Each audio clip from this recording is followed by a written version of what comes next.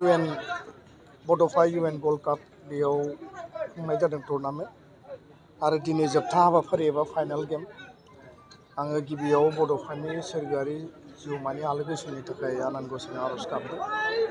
बड'फ UN world कपआ 30 बोसोर गोलाव लामा हान्थिनानै बे टुर्नामेन्टखौ खुंफुंनाया मोनसे जारिमिन आरो दिनै बे जारिमिनखौ सृष्टि खालामनायनि आन्दोआव दुलाराय बर' फरायसा आफाद, डिस्ट्रिक्ट स्पर्ट्स एस'सिएशन आरो उदालगुरि गासै बिटिआर ओनसोलनि रायजो राजानि गोबां बेयाव अरिहना बा कन्ट्रिबिउसन दङ।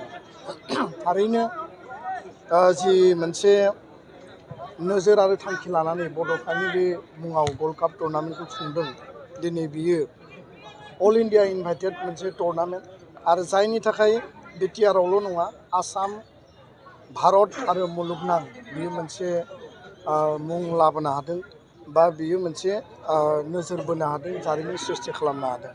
दा बेखायनो नैबे UN वर्ल्ड कपनि गेजेरजों बड'फानि जिखिनि आदर्श बिथांनि हारिनि फारसे गेरेमसा माहारि दानायनि जे थांखि दंमोन, बर' हारिखौ बुहुमाव जौगासार हारि हिसाबै दानायनि जे एजेन्डा दंमोन, दा बेखौ जुगामि खालामनायाव, गोसोखांनायाव अराय बड'फानि आदर्शखौ जोङो मोगथां जिउआव हाबा मावलांनायाव नैबे टुर्नामेन्टआ जोंखौ जेब्लाबो रियेलाइज खालामहोयो आरो बे टुर्नामेन्ट खुंनायनि थाखायनो दिनै नेसनेल इन्टारनेसनेल लेभेलनि बेयाव जोङो जथेस्थ' प्लेयार बेयाव उजिनो हादों। क'क्राझारनिफ्राय लानानै उदालगुरिसिम आरो सारा आसामाव दिनै फुटबलनि बिथिङाव बर' हारिया, बर'नि यां टेलेन्टेड स्किल गोनां जायफोर प्रतिभा गोनां इयुथफोर दङ, हिन्जावसायानो जा हौवासायानो जा, दिनै बिथांमोना मालाबा नेसनेल मालाबा इन्टारनेसनेल लेभेलनि प्लेयार हिसाबै मुं खामायनो हादों आरो बेबायदि टुर्नामेन्टआ कन्टिनिउवासलि जायोबा जोंनि गेजेराव गोजोन, अनलायनाय, गोरोबलायनाय आरो बे टुर्नामेन्ट खुंफुंनायनि गेजेरजों मोनसे खौसेथिनि जे मोनसे मोन्थोर बे मोगथाङाव महर मोनगोन आरो दिनै थारैनो बेयाव प्राय 5,000सो गुबुन गुबुन दाब दाब जायगानिफ्राय नायगिरिफोर बा गेलेनायखौ नायनो मोजां मोनग्रा रायजो राजाफ्रा बाहागो लाफैदों। बेयो बड'फानि फारसे मोनसे श्रद्धा, मोनसे भक्ति आरो गेलेनायखौ उत्साह होनो फैनाय, एनकारेज होनो फैनाय रायजो राजा, आं बेखौनो गोसोआव फोथायो। गोजोन्थों। बेयो मोनसे बिथिं आन्डार 13 फुटबल टुर्नामेन्ट एबसुआव खुंदों बड'फा